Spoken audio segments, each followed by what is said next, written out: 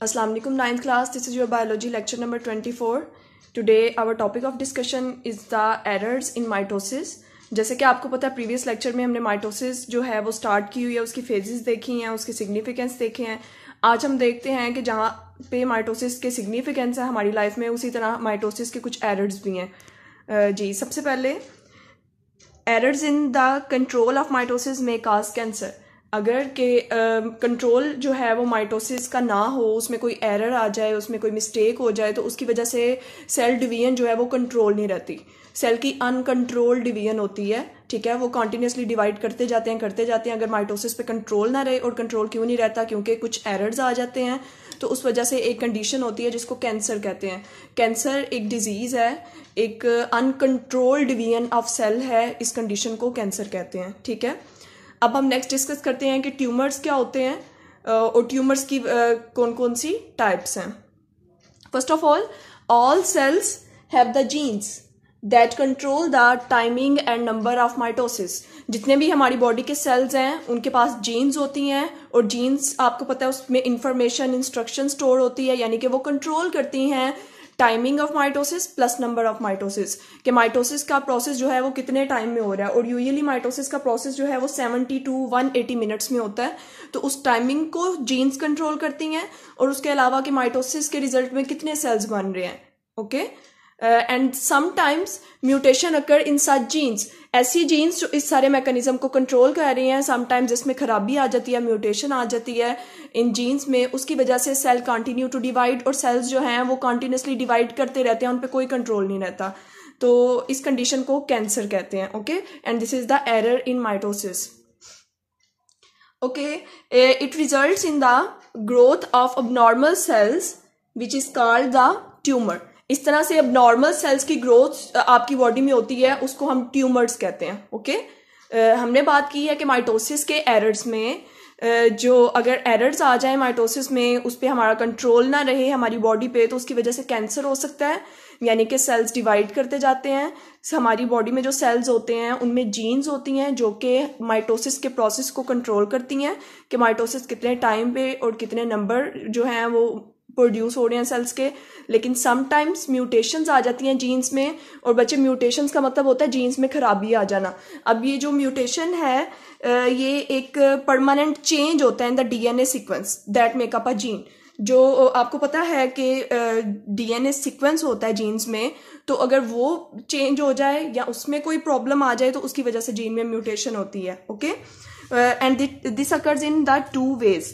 या तो inherited from a parent से इनहेरिट हुआ है, या उस पर्सन की लाइफ टाइम में तब बाद में एक्वायर हुआ है, तो उस वजह से जीन्स में म्यूटेशन आ सकती हैं.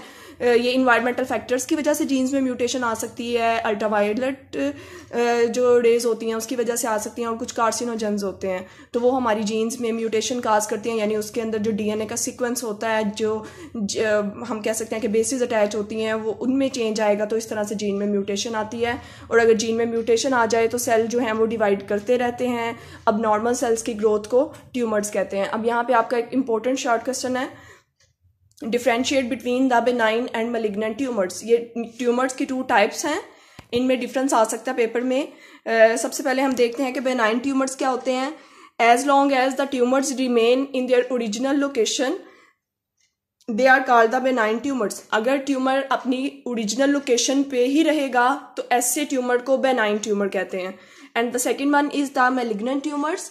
If the tumour invade the other tissues they are called the malignant or cancerous tumors and their cells are called the cancer cells. अगर ट्यूमर जो है वो अपने नियर बाय टिश्यूज में इन्वेड कर रहे हैं, वहां पे घुसने की कोशिश कर रहे हैं, या वहां पे वो ट्रेवल करके चले जाते हैं, तो ऐसे ट्यूमर्स को malignant ट्यूमर्स कहते हैं. ठीक है. इनका सेकंड नेम जो है वो कैंसेरियस ट्यूमर्स भी आप कह सकते हैं. और कैंसेरियस ट्यूमर्स जो हैं ये एक्चुअली एक गुच्छा होता है, एक क्लम्प होता है जो कि सेल्स के मिलने से बनता है, तो इसके सेल्स को कैंसर सेल्स कहते हैं. तो अभी हमने देखा कि ट्यूमर्स की 2 टाइप्स हैं. ट्यूमर जो है वो एक गुच्छा होता है जो कि सेल्स कैंसर सेल्स के मिलने से बनता है. इसकी 2 टाइप्स हैं, benign tumours and malignant tumours. अगर ट्यूमर अपनी जगह पे ही रहेगा तो उसको बेनाइन कहते हैं, और अगर वो मूवेबल है, वो दूसरे टिश्यूज में जा सकता है, तो उसको मैलिग्नेंट ट्यूमर्स कहते हैं. Next is the last definition. ये भी इंपॉर्टेंट डेफिनेशन है. मेटास्टेसिस क्या है? Malignant tumour can send the cancer cell to the other parts in your body and where the new tumours may form. अगर malignant tumour जो कि movable tumour है वो कैंसर सेल्स को भेज देता है, आपको पता है कि मेलिग्नेंट ट्यूमर कैंसर सेल से ही मिलकर बना होता है, तो अगर ये कैंसर सेल्स को आपके दूसरे पार्ट्स ऑफ बॉडी में भेज देगा तो वहां पे जाके न्यू ट्यूमर की फॉर्मेशन हो जाएगी। इस प्रोसेस को मेटास्टेसिस कहते हैं और इसको स्प्रेडिंग ऑफ डिजीज भी हम कह सकते हैं मेटास्टेसिस को, क्योंकि डिजीज पूरी बॉडी में स्प्रेड हो रही है by the malignant tumour. Malignant tumour movable है, वो बॉडी में मूव करता है, कैंसर सेल्स को आपके अदर पार्ट्स ऑफ बॉडी में सेंड कर देता है और वहां पे न्यू ट्यूमर की फॉर्मेशन हो जाती है, इसको मेटास्टेसिस कहते हैं। Okay students, our next topic is the meiosis. जैसे कि आपको पता है कि हमने पहले माइटोसिस को जो है वो उसका फेजेस को देखा, उसकी सिग्निफिकेंसेस देखी, उसके बाद आज हमने एरर्स को डिस्कस किया है। बच्चे नेक्स्ट जो टाइप हम डिस्कस करेंगे वो मायोसिस है। मायोसिस का आज हम ओवरव्यू देख लेते हैं, उसकी जो इंट्रोडक्टरी पैराग्राफ है उसको आज हम डिस्कस कर लेते हैं। नेक्स्ट इसकी फर्दर फेजेस जो है वो हम नेक्स्ट लेक्चर में देखेंगे। मायोसिस क्या है, फर्स्ट ऑफ ऑल हम देखते हैं किसने इसको डिस्कवर किया, ये वर्ड कहाँ से ओरिजिनेट हुआ है, इसकी डेफिनेशन क्या है, डिप्लाइड और हैप्लाइड में क्या डिफरेंस होता है, मायोसिस की फेजेस कौन कौन सी हैं और इसकी इंटरफेस को डिस्कस करते हैं। First of all the discovery of meiosis. Meiosis was discovered and described for the first time in 1876. First time 1876 में मायोसिस जो है इस टर्म को डिस्क्राइब किया गया by the German biologist Oscar Hertwig. 1876 में एक जर्मन बायोलॉजिस्ट था ऑस्कर हर्टविग, उसने इस टर्म को डिस्क्राइब किया था मायोसिस को। From where the word is originated, इसका ओरिजिन क्या है वर्ड का। The word meiosis comes from the Greek word, ये एक ग्रीक वर्ड से जो है वो ओरिजिनेट हुआ है जिसका मतलब है मायोन। ग्रीक वर्ड मायोन से ये ओरिजिनेट हुआ है। मायोन का मतलब है टू मेक स्मॉलर, मतलब कि इसमें एक सेल डिवाइड करके फर्दर स्मॉलर सेल्स बनाएगा। And since it results in a reduction in chromosome number, और उस जो स्मॉलर सेल्स बनेंगे फर्दर उनमें क्रोमोसोम नंबर रिड्यूस हो जाएगा, मीन्स के हाफ हो जाएगा। अब हम डेफिनेशन को डिस्कस करते हैं। Meiosis is the process by which one diploid eukaryotic cell divides to generate the 4 haploid daughter cells.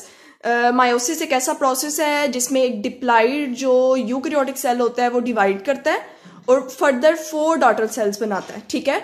लेकिन माइटोसिस में हमने देखा था कि पेरेंट सेल डिवाइड करके 2 डॉटर सेल्स बनाता है, लेकिन मायोसिस में क्या है कि एक डिप्लाइड सेल जो है वो डिवाइड करेगा और 4 डॉटर सेल्स बनाएगा, और जो 4 डॉटर सेल्स हमारे पास आएंगे उनमें नंबर ऑफ क्रोमोसोम रिड्यूस हो जाएगा, मीन्स के हाफ हो जाएगा as compare to the parent cell. Next हम यहाँ पे डिफरेंस देख लेते हैं। डिफरेंस है ये short question, what is the difference between diploid and haploid. अब ये टर्म्स क्यों यूज की जाती हैं, ऐसे सेल्स जिनमें क्रोमोसोम्स जो है वो पेयर्ड की फॉर्म में एग्जिस्ट करते हैं, यानी कि होमोलोगस पेयर उसमें प्रेजेंट होते हैं, उनको हम डिप्लाइड सेल्स कहते हैं। ओके, अब डिप्लाइड में जो है इस तरह से पेयर की फॉर्म में क्रोमोसोम्स होते हैं और डिप्लाइड की टर्म को हम 2n से शो करते हैं। नेक्स्ट इज द हैप्लाइड, ऐसे सेल्स जिनमें नंबर ऑफ क्रोमोसोम्स जो है वो पेयर्स की फॉर्म में एग्जिस्ट नहीं करता, इस टर्म को हम हैप्लाइड कहते हैं, ठीक है। मतलब उसमें टोटल नंबर ऑफ क्रोमोसोम्स नहीं होंगे और ना ही वो पेयर की फॉर्म में एग्जिस्ट करेंगे, तो इसको हम इसे इस तरह से शो करते हैं और रिप्रेजेंट करते हैं 1n से। ओके, डिप्लाइड में total number of chromosomes pair की फॉर्म में, और हैप्लाइड में half number of chromosomes not in the form of pairs, और उसको 2n से डिनोट करते हैं डिप्लाइड को, और हैप्लाइड को 1n से। Next we will discuss the phases of meiosis, जो मायोसिस की फेजेस कितनी है। अब यहाँ पे आपको बताया गया है the preparatory steps of meiosis are identical to the interphase of mitosis.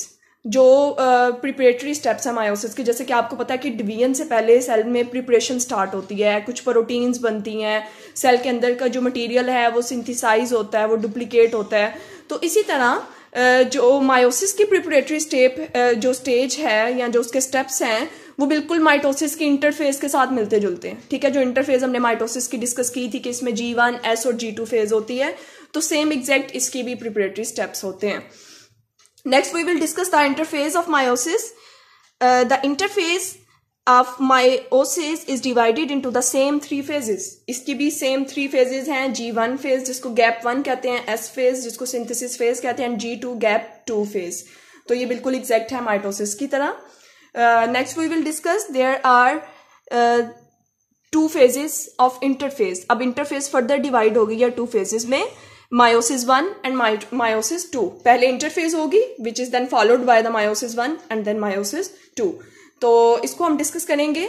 Meiosis 2 जो है वो हम बाद में डिस्कस करेंगे। ये बिल्कुल एग्जैक्टली माइटोसिस की तरह ही होती है। मायोसिस 1 में हम देखते हैं क्या क्या चेंजेस आती हैं सेल के अंदर।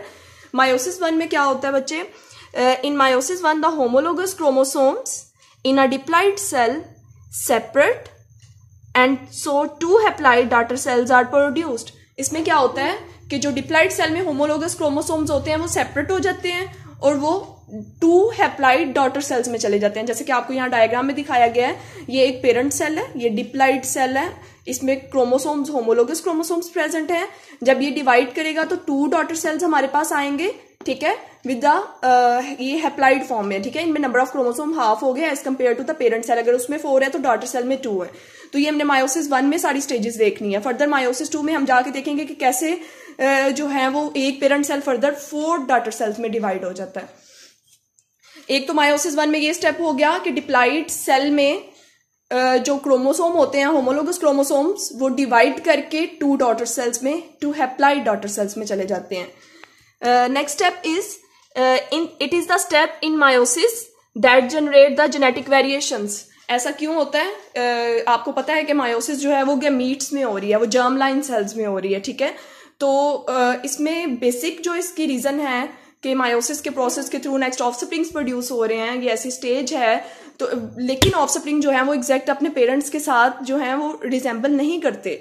तो उसकी वजह यही है कि मायोसिस में कुछ शफलिंग होती है, जेनेटिक मेकअप चेंज होता है, तो उस वजह से जेनेटिक वेरिएशंस आती हैं, थोड़ी बहुत चेंजेस आती हैं, जिसकी वजह से जो बहन भाई हैं वो भी एक दूसरे से इतना रिजेंबल नहीं करते और उनमें थोड़े बहुत डिफरेंसेस आते हैं। लेकिन आपको पता है माइटोसिस में तो सेम पेरेंट जैसी कॉपी बनती है, डेवलप होती है। लेकिन मायोसिस के केस में जेनेटिक वेरिएशंस डेवलप होती हैं। Okay, further meiosis 1 occur in 2 main steps. Meiosis 1 2 main steps में होती है। First one is the karyokinesis and second one is the cytokinesis. Karyokinesis is actually the division of nucleus and cytokinesis is the division of cytoplasm. First of all we will discuss the karyokinesis. Karyokinesis जो होती है meiosis 1 की वो further सब divide होती है into prophase 1, metaphase 1, anaphase 1 and telophase 1. In the next lecture जो है ना हम इन सारी फेजेस को डिस्कस करेंगे। ये एग्जैक्टली माइटोसिस की तरह ही चल रहा है, इंटरफेस भी बिल्कुल सेम है। थोड़े बहुत डिफरेंसेस आएंगे इसमें कि जो नंबर ऑफ सेल्स प्रोड्यूस होंगे वो 4 होंगे और हाफ नंबर ऑफ क्रोमोसोम्स। और इसमें कैरियोकाइनेसिस में जैसे हमने माइटोसिस में देखा था वो प्रोफेज थी, मेटाफेज थी, एनाफेज थी, टीलोफेज थी। लेकिन मायोसिस 1 में इनकी जो स्टेजेस हैं वो prophase 1, metaphase 1, anaphase 1 and telophase 1 है। तो आज हमने मायोसिस का जो है वो डिस्कवरी का पॉइंट देखा है, ये वर्ड ओरिजिनेट कहाँ से हुआ है, कैसे जो है वो एक डिप्लॉइड सेल डिवाइड करके डॉटर सेल्स बनाता है और डिप्लॉइड और हैप्लॉइड में क्या डिफरेंस है, इसकी प्रिपरेटरी स्टेजेस कैसी हैं और इंटरफेस की फेजेस फर्दर उसकी हमने फेजेस देखी हैं। और ये आपका टोटल ओवरव्यू है मायोसिस का। Students now not your diary.